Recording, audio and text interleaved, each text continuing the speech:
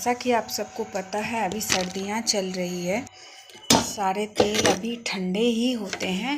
तो अभी के टाइम में, सर्दियों के टाइम में हमें सरसों तेल लगाना है।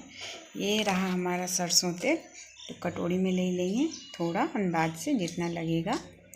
उसके बाद आप चाहें तो इसमें विटामिन ई का कैप्सूल मिला सकते हैं, नहीं तो कोई बात नहीं। इसमें थोड़ा सा अरंडी का तेल यानी कि कैस्टर ऑयल या फिर जैतून का तेल लगा सकते हैं। तो वो हर कोई नहीं लगा सकता, तो इसलिए सरसों का तेल लगाएं। क्योंकि पहले के टाइम में, अभी के टाइम में भी जब छोटे छोटे बच्चे होते हैं तो उसके सर पे इतना लिया जाता है, हाथ पर ऐसे रख दिया जाता है बीच में मजबूती के लिए।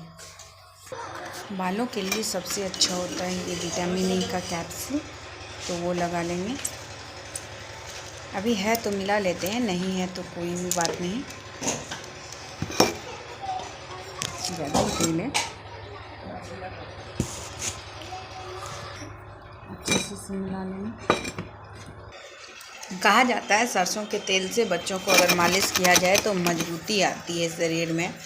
उसी तरह बाल में भी भड़ भड़ के डाला जाता है। तो जब हम लोग बड़े हो जाते हैं तब फिर पसंद नहीं आता है कि चिपचिपा हो, क्योंकि ये बहुत गाढ़ा तेल होता है, पतला नहीं होता है नारियल तेल के जैसा। तो कम से कम अगर हम लोग इसे पूरा टाइम नहीं लगा सकते हैं सालों भर, तो कम से कम सर्दियों में तो लगाना ही चाहिए। क्योंकि जब हम बीमार पड़ते हैं तो सर में देखा जाएगा, आप सब देखे होंगे या फिर नहीं मालूम होगा, जब भी हम लोग बीमार पड़ते हैं, सर्दी जुकाम होता है, तो मम्मी क्या करती हैं, सर पे इतना सरसों तेल लेंगी, यहाँ रख देंगी, और उसके बाद या फिर आप चम्पी भी कर सकते हैं, तो बेहतर रहता है सरसों का तेल। हम लोग को थोड़ा अजीब लगता है क्योंकि इसमें डस्ट ज़्यादा ही पकड़ता है, और तो इसे लगा करके हेयर वॉश आप कर सकते हैं 1 घंटे बाद, या फिर रात में लगा करके पूरी रात छोड़ सकते हैं। ठीक है, ऐसा हो गया। तो हम सबको ज़्यादा टाइम नहीं, बस मार्च तक लगाना चाहिए सरसों का तेल। तो आज मैं सबसे पहले तो मसाज करूँगी, इससे सरसों का तेल लगा लूँगी, उसके बाद चम्पी करूँगी। इस तरीके से लगा लेंगे।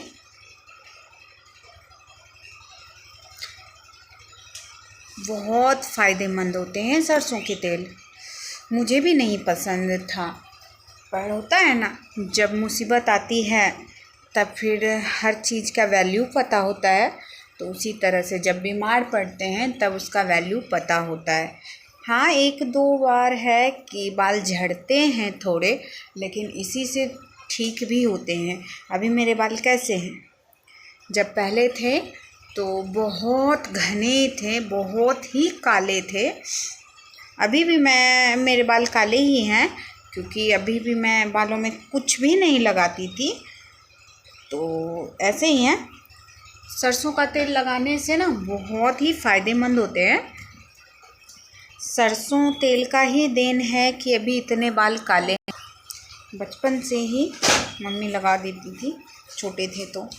मैं अपने बच्चे को खुद ही सरसों तेल से मालिश की हूँ। छोटे वाले को ज़्यादा, बड़े वाले को तो रैसेज हो जाता था सरसों तेल से, तो उसे मैं सरसों का तेल नहीं लगाई हूँ, बट छोटे वाले को सरसों का तेल से ही मालिश की हूँ। और सर में अभी भी लगाती हूँ, अभी भी सरसों तेल से दोनों को मालिश करती हूँ। अब रैसेज नहीं होता है, पर वो बहुत जब छोटा था तब उसे सरसों तेल से रैसेज हो जाता था, दाना दाना निकल आता था।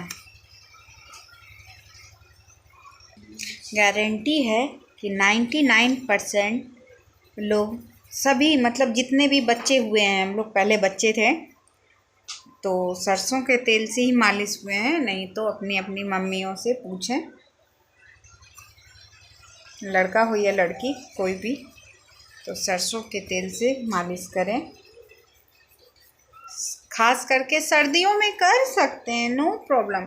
और ये जो मैं अभी मसाज कर रही हूँ, ये मेरे जो हैं डब्बा, तो ये रेडीमेड तेल जो और राशन की दुकान से लाई थी वो है, बट उसमें घर का बनाया हुआ सरसों से मिल में बनवाया गया है तेल, तो ये नुकसान नहीं करते हैं। वैसे अगर आप सबको भी चाहिए तो अपने अपने एरिया में कहीं ना कहीं होगा ही ये मिल जिसमें कि तेल बनते हैं, तो जा कर के मिल से डायरेक्ट ख़रीद सकते हैं।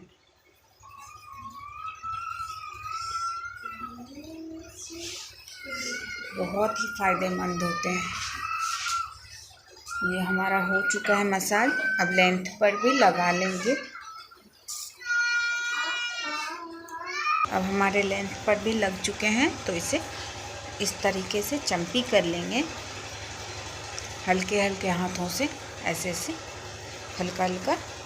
तो बहुत ही रिलीफ मिलता है, सुकून मिलता है ऐसे करने से। कभी कभी तो नींद आने लगती है।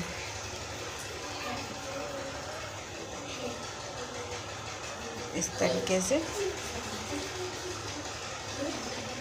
ऐसे हाथ लेंगे, ऐसे ऐसे करके हल्का हल्का। इससे जड़ों की मसाज अच्छे से होती है ना, तो वो जो छिद्र होते हैं वो खुल जाते हैं। काश पहले की होती इतना मेहनत नहीं करने से हर चीज़ की वैल्यू समझ में आती है। इसी तरह से करें, बहुत ही सुकून मिलने वाला है। तो मेरा हो चुका है, यहाँ पे हल्के हल्के आ रहे हैं क्योंकि ये मेरा पूरा साफ़ हो चुका था। पहले मैं ऐसे बाल करती थी, बट अब ठीक है, अब धीरे धीरे ग्रो हो रहे हैं। अब चोटी बांध लेंगे।